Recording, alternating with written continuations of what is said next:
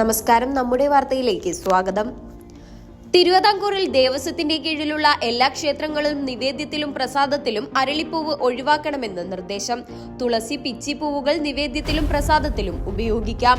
പൂജയ്ക്ക് അരളി ഉപയോഗിക്കാമെന്നും Thiruvithamkoor Devaswom board president PS Prashanth പറഞ്ഞു. നാളെ മുതൽ ക്ഷേത്രത്തിൽ തീരുമാനം നടപ്പിലാക്കും. അരളിച്ചെടിയുടെ പൂവ് കഴിച്ച യുവതി മരിച്ച വാർത്തയ്ക്ക് പിന്നാലെയാണ് വിഷയം വലിയ ചർച്ചയായത്. പത്തനംതിട്ടയിൽ അരളിച്ചെടിയുടെ ഇല തിന്ന് പശുവും കിടാവും ചത്തതും വാർത്തയായി. തുടർന്നാണ് അരളിയിലെ വിഷാംശം ചർച്ചയായതും ശാസ്ത്രീയ പരിശോധനകളിലേക്കും പരിഹാരങ്ങളിലേക്കും നീങ്ങിയതും. വനഗവേഷണ കേന്ദ്രം അരളിയിലെ വിഷത്തെക്കുറിച്ച് സ്ഥിരീകരണം നടത്തിയിരുന്നു. ക്ഷേത്രങ്ങളിൽ പൂജയ്ക്കും നിവേദ്യത്തിനും അരളിപ്പൂവ് ഉപയോഗിക്കാമോ എന്ന കാര്യത്തിൽ വലിയ ചർച്ചകൾ നടന്നു. ഇന്ന് നടന്ന തിരുവിതാംകൂർ ദേവസ്വം ബോർഡ് യോഗത്തിലാണ് ഇത് സംബന്ധിച്ച് തീരുമാനമുണ്ടായത്. ക്ഷേത്രങ്ങളിൽ അരളിപ്പൂവ് ഒഴിവാക്കാൻ ക്ഷേത്ര ഉപദേശക സമിതികൾ തീരുമാനമെടുത്തിരുന്നു.